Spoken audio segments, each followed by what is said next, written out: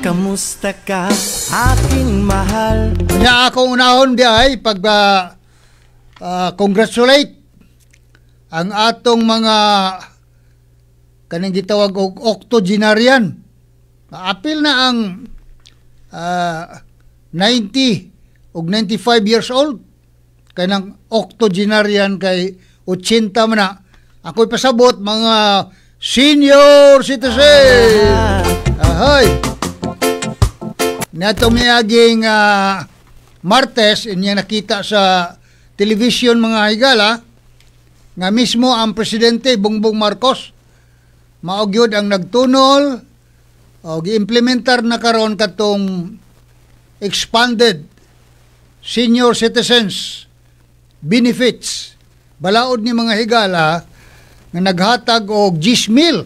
Uy, 10,000 sa matag senior citizen nga mag-celebrate sa ilang birthday. O minaw ha? Upat ka mga edad nga mag-birthday na amoy 10,000. Unang-una, 80 anyos. Oy, karon tuiga ha? Kung mag-80 anyos na mo, ay ditso na mo sa munisipyo. Dito sa Office of the Senior Citizens Affairs. Diretso na mo dito. Bisang pagkarong Hulyo pa ang inyong birthday. Agosto o September. I-process na daan. I-process na daan para pag-abot sa inyong birthday. Dayon ang kwarta. Kuang gani. Cash ni mga higala ha.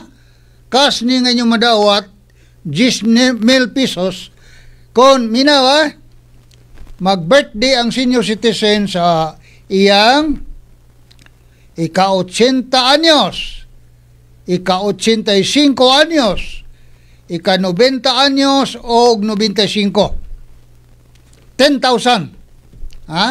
O 81 adil way labot. Ari naman po ka sa birthday nimo sa 85. Karon padangli 80 imong edad. Mag-birthday ka karong Marso ba? Oy, apil na ka. Pero ang sunod nimong cobra adto na pud pohon nag-birthday nimo og 85.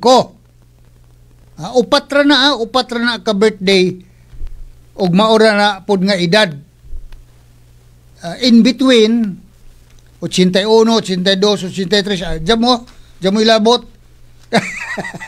Ambot ng balao daw o atay mo. 80 years old. 85, 90 ug 95 years old. Namoy tag 10,000 pesos. So ay na mo glangan. Kung mag-birthday mo karon tuiga bisag unsang bulan na, i-process na daan adto sa Office of the Senior Citizens Affairs diha sa munisipyo sa inyong lungsod. Okay? 10,000. Uy, Lula, 10,000 inig birthday. Makapalit na nag cellphone. Okay.